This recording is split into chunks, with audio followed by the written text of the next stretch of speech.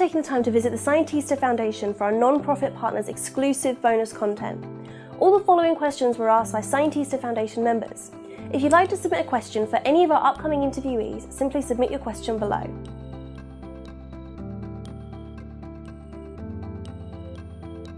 Why did I decide to study infectious diseases? Whose dumb idea was that? I decided to study infectious diseases because I felt like the study of infectious diseases is, infectious diseases are the biggest problem in the developing world and affect such a large portion of the world, and in particular in really low resource settings. And so I felt that focusing on infectious diseases would allow me to have the maximum impact on the maximum number of people.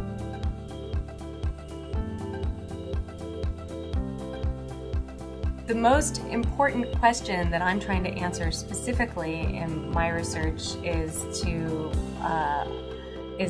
understand how transmissible monkeypox really is. So one of the things that we worry about with infectious diseases like monkeypox is how easily are they able to transmit from person to person. And once we understand how transmissible a disease is and the routes through which it's transmitted and the behaviors that enable that kind of transmission, we're able to do something about it.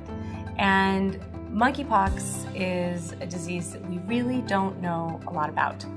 So what we're trying to do is to understand really how transmissible is it? How easy is it for somebody who gets monkeypox from an animal, a squirrel or some other kind of rodent, is it for that person to transmit it to another human? Because once this kind of disease is able to transmit if a disease can transmit from an animal to a human and then not go very far from there, you don't really have to worry about it spreading into the general population. If a disease can jump from an animal to a human and then continue from human to human, that's when we really run into trouble. And so one of the first questions you have to ask when you're thinking about a communicable disease, an infectious disease, is just how infectious is it? Just how easy is it to transmit from one person to another person? And so that's a fundamental question in monkeypox, which will really drive how we deal with it in the future.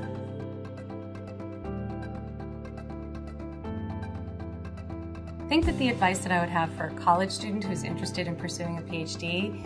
is to get involved in research, to volunteer on research projects, to get your hands dirty and to get experience.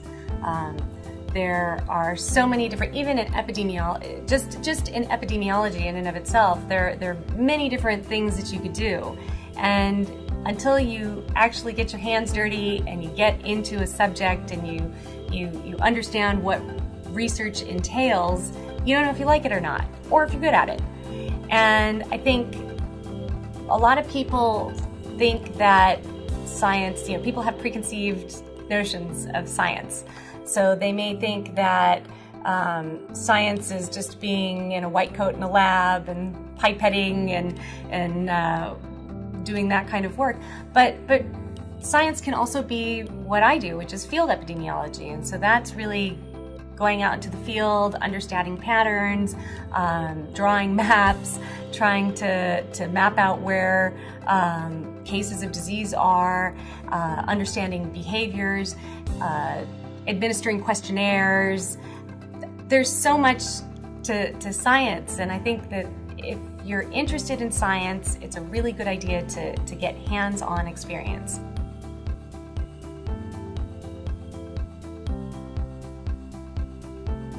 Maybe what I wish that somebody had told me before I started that it's okay to fail. You have to take risks. You have to try things that are outside of the box if you're actually going to succeed in science. But there's also this this force that kind of pulls you to stay the safe course and to follow the standard requests for applications and the standard lines. But the only way that you can push forward in science is by thinking outside of the box and by taking risks.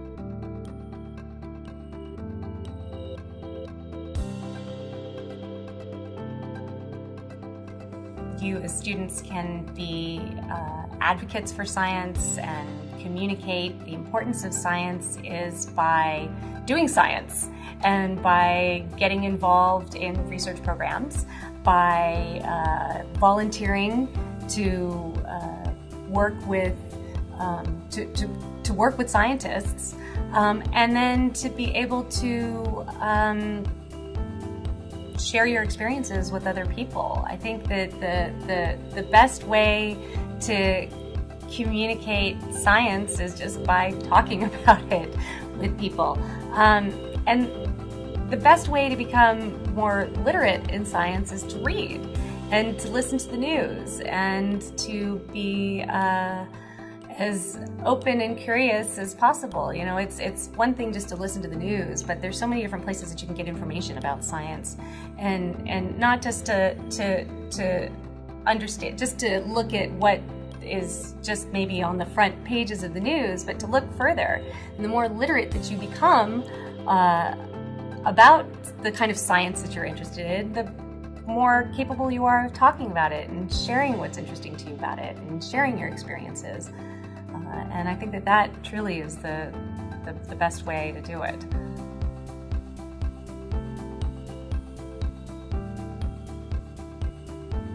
There are so many challenges in a place like the Congo setting up disease surveillance, when disease surveillance requires people recognizing that there's disease and reporting it to somebody who can then transmit that information to the local officials.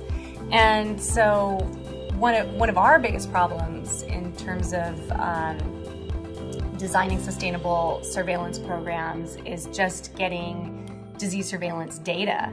And when you're working in places where there's no infrastructure and people don't necessarily go to a regular health center for care, because the health center doesn't have anything in it, they may be going to traditional healers, or they're probably more likely to go to traditional healers than they are to go to a hospital or to a health center that doesn't have anything in it or any ability to provide them with anything.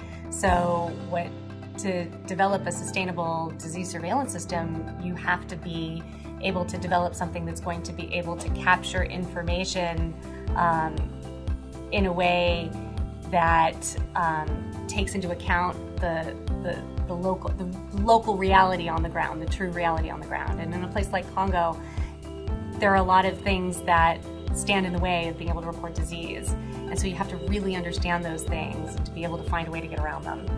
So that's what I think are the biggest challenges. But it's a very good question. We hope you enjoyed this exclusive content. Please use the link below to submit questions for our next interviewee. And if you like what you see, share the interview with your friends and colleagues. Don't forget to use the hashtag #WomenInScience.